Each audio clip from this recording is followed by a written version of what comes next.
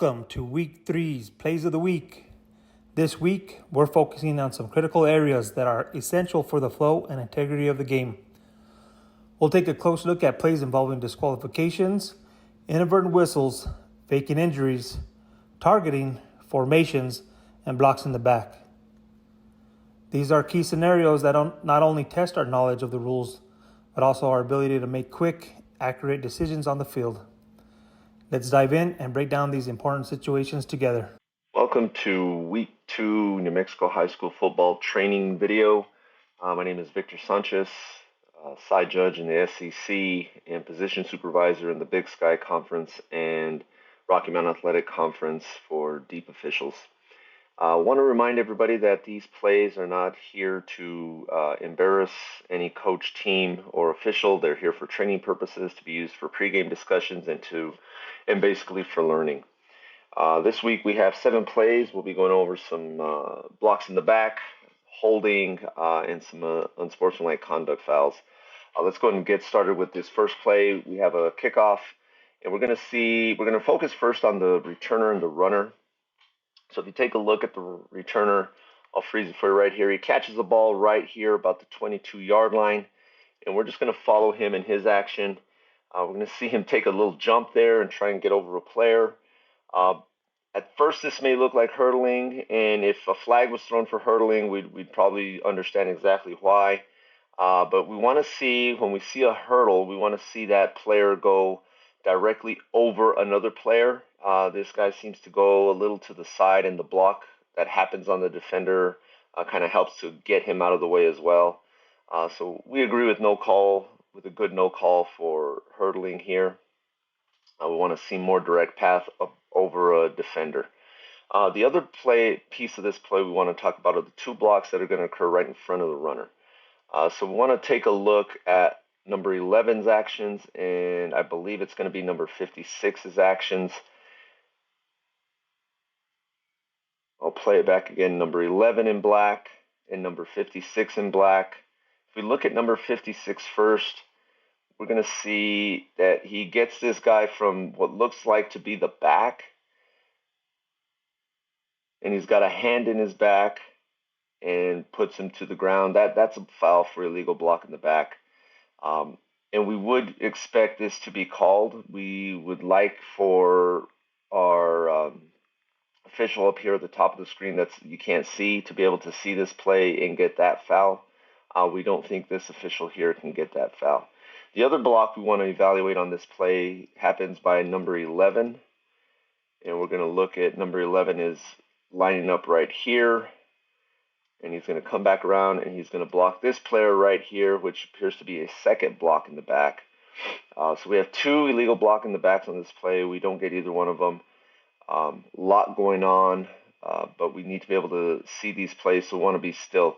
The mechanics part of this play, our official right here, does a pretty good job of moving and getting still before all this action happens. So you see him kind of hold up right there about the 29-yard line and is in a really good position to see action. He's not moving. He's doing a good job holding his spot. And then as the returner starts to make his way up the field, our official starts to move, and that we don't want to see that. We'd like our official to stay still, let the run pass you, and then officiate it from behind, because if you're running with the ball, that means you've been looking at the ball, which means you cannot see this block that's happening right here, and we'll miss that block in the back, which we obviously do.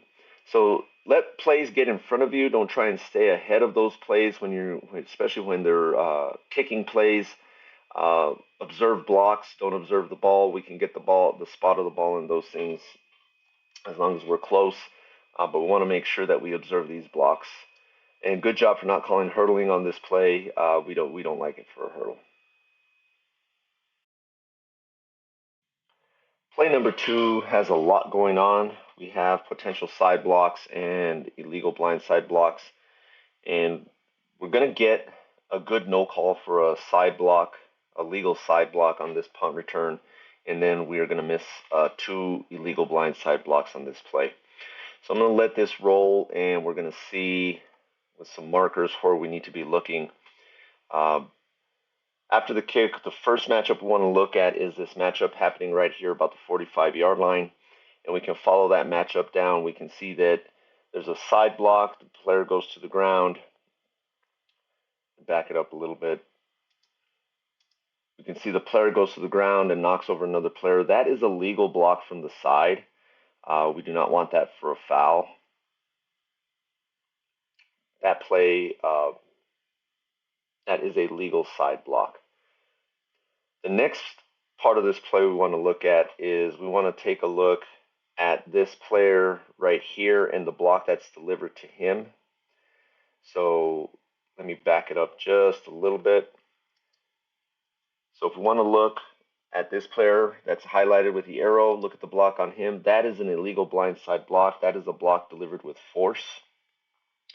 You can see he cannot defend himself, and there's no protection for him, and he gets sent to the ground. That is an illegal blindside block. We want that called for a foul.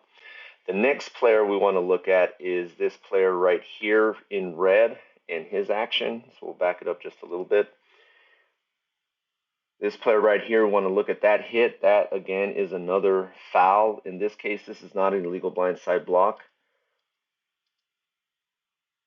This player right here at the 50, this would be a personal foul because we're going to consider this a dead ball foul. So this would be a personal foul for unnecessary roughness. We want to consider that dead ball since it happened so close to the tackle. So we have 3 fouls on one play, and we do a good job not calling this block from the side right here. That's a legal block. We do a good job. Our back judge is in good position to see that, and our line of scrimmage official should have seen that as well and passed on it. When we get to this illegal blindside block right here, we should have eyes from this perspective on that block, and our line of scrimmage official should have eyes on that. So we should be able to pick that up. Not sure where we're looking on this play. The last block by this player in red, the umpire has a great look to see it. And I'll tell you what the trick is. When the play is getting close to the end, you want to look for players moving faster than everybody else. When players are moving faster than everybody else around the tackle, they're going to do something bad. And that's what happens here. He's just moving faster than everybody else. So that's your key right there to make sure we get that. Oh, I did see the flag there. So we did get this first blindside block. So good job by the back judge to get this first blindside block. Great job to get a flag down for that. And we can get this second unnecessary roughness blindside block type foul at the end of this play here. So good work on this play. Play number 3 is a foul we don't usually see, but we need to be aware of. I want to look at our slot receiver on the top of the screen. He's going to be highlighted here by the arrow. We can see he's clearly lined up past the neutral zone. This is a foul for encroachment by offense. This is a dead ball foul. So at the snap, we want to kill this and shut it down. It's a 5-yard penalty. And then we want to make sure that they line up on side. So, pregame, talk to your receivers, make sure they're looking at you as a line of scrimmage official and getting where the line is so they can line up properly so we don't have to flag this. But we do have to get this. This is a clear advantage for the offense.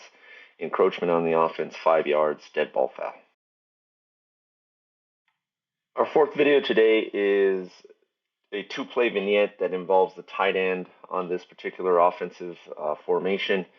We're going to take a look at the action by the tight end on this play. We're going to see him grab, twist, and spin the defender. This meets all the trademark of what is offensive holding. The only catch on this play is that this ball goes up the middle and is basically a tackle for a loss or a tackle for no gain. So we want to make sure that we see this action, evaluate it. Yes, we know it's a hold, but it doesn't have any material effect on the outcome of the play, so we can pass on this as an offensive hold. If you want to give a warning to the coach and to the player that, hey, this action is illegal and we'll be holding if it is at point of attack, that is well within your thing to do and would be a good thing to do. But this is holding, but we are not going to call it because it has no material effect on the play, and the point of attack is nowhere near where the hold occurs. The next play we're going to look at involves the same tight end right here. A little bit different action in terms of the whole play. On this play, the play is going away from the tight end to the other side of the field. We have the same identical action by the tight end. We see him grab, twist, and spin the defender. Again, this does meet criteria for offensive hold, but since the play is going away from the tight end and away from this foul, we're going to pass and not call this for holding, and if possible, give a warning to the blocking team and to the blocking team's coach. So again, we recognize this. This is a hold. This is illegal, but it does not have material effect on the play, so we do not want to flag on this. Now, if this play is run towards this block, let's say this ball is carried towards this block and where the fake goes, definitely a holding foul, definitely drop a flag, definitely worth putting the flag down and penalizing 10 yards. Make sure we understand point of attack, material effect. Just because we see the foul does not mean the foul needs to be called because it has no effect on the outcome of the play. Play 5 involves number 24 on the offense right here. We have him highlighted. Just take a look at the action. We twist and holds him and then pushes him in the back of the neck and the shoulder.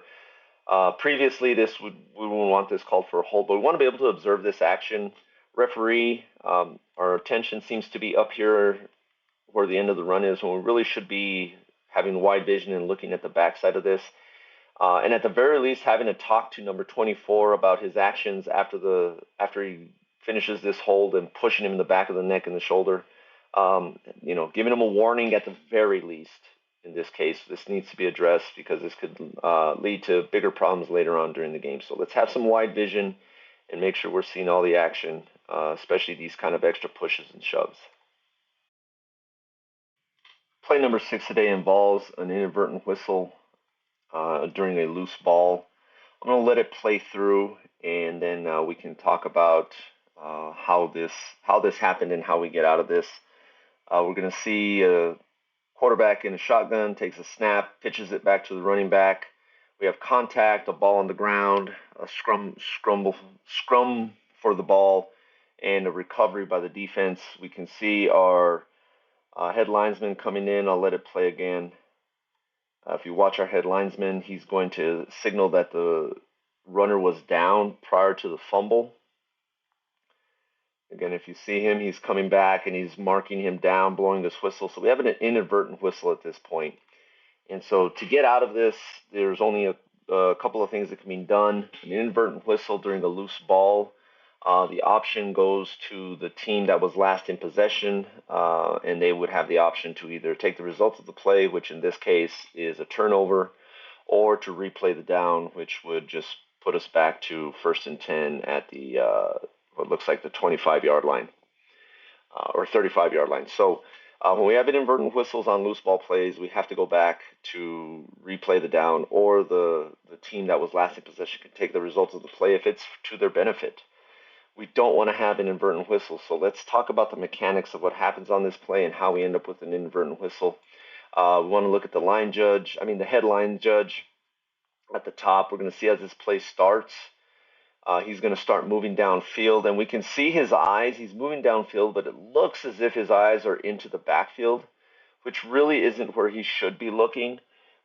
He needs to be looking at this block right here. This is where he should be looking, and if he's looking there, great. But to me, it seems as if his eyes are in the backfield, because otherwise, how would we know if this runner was down or not down? We let it play a little further, and he continues to move upfield as contact happens back here.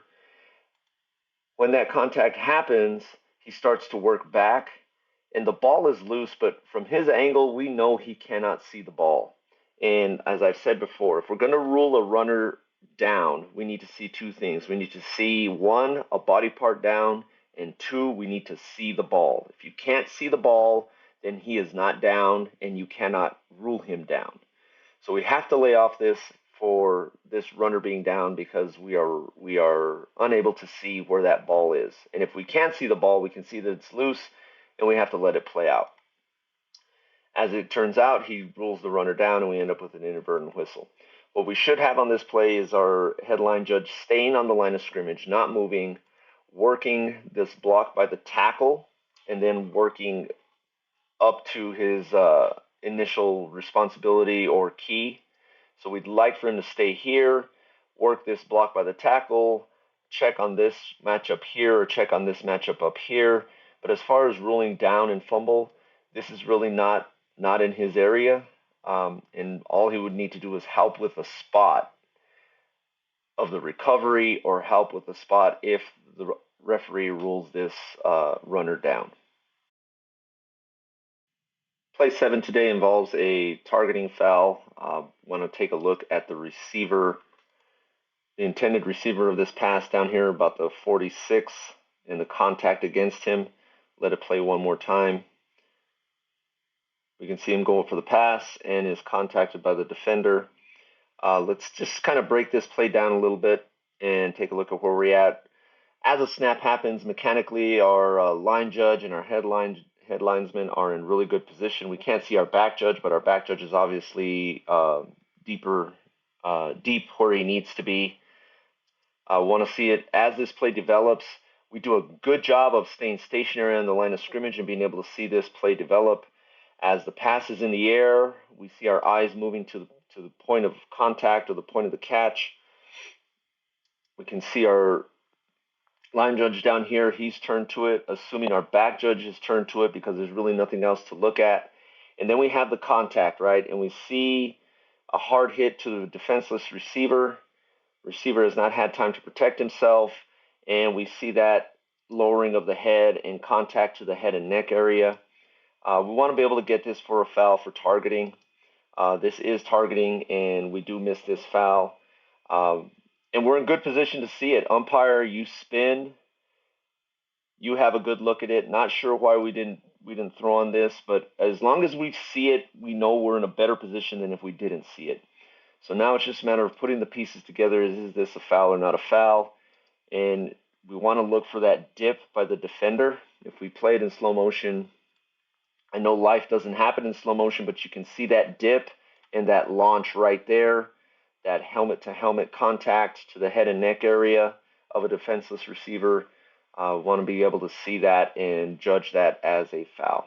But as far as mechanics go, guys do a really good job on this play in terms of being where you're supposed to be and looking where you're supposed to look. We just need to recognize the fouls. Play 8 this week involves player injuries and suspected unfair acts by defenders faking injuries. So we want to take a look first at this player number 25 down here, and then we want to take a look at our safety here on this play. Both of them are going to go down with what appear to be leg injuries. And so we're going to stop the game to make sure that we take care of these players, that they are potentially injured. What we have here in this particular situation is the team in white is driving, getting ready to get inside the red zone, and we have these two injuries to slow down the drive. We don't want to split hairs on whether or not these players are injured, so we are going to stop the game and we are going to tend to them and have medical personnel tend to them and make sure that they do come off the field.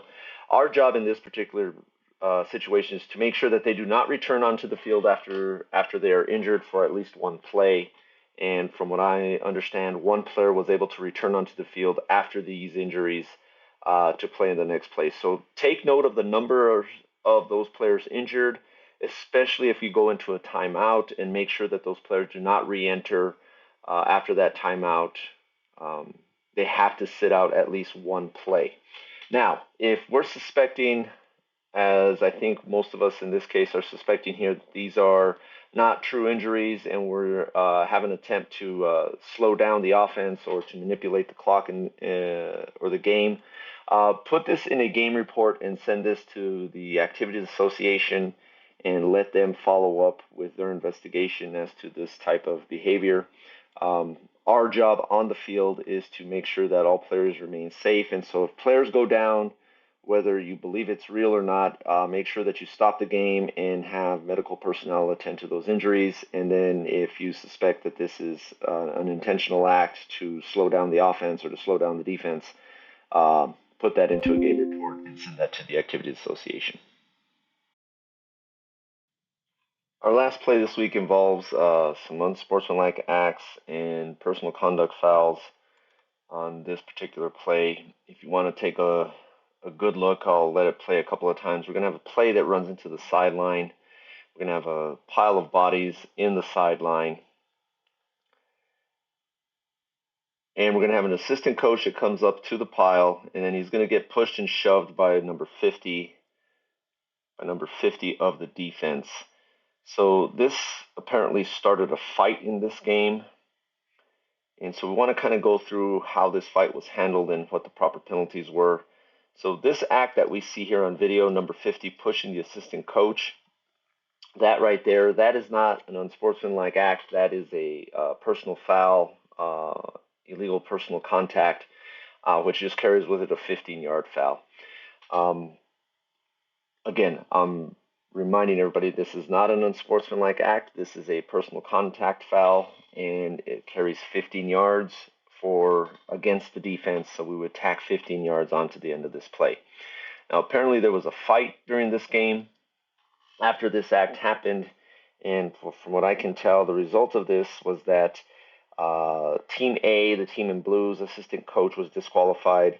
Team B, the team in white, their head coach was disqualified. And then Team A's head coach was disqualified based on the actions of the Team A assistant coach. So we ended up disqualifying 3 coaches. The assistant coach that was involved in this particular act, Team B's head coach, and then Team A's head coach, but it was based on the acts of Team A's assistant coach. And we want to make sure that we clarify that that we want to only tag fouls to the head coach that fall under rules 981G, 981H, and 983. Those are the only things that we can tag on to the head coach. Other than that, each coach is responsible for their own activity and are disqualified based on their own actions, and no other actions are traced back to the head coach except for those. So for 981G, that's basically illegal equipment, and for 981H, it's basically sideline interference. I'm sorry, for 981G, it's basically not being ready for play. 981H is illegal equipment, and 983 is for sideline interference.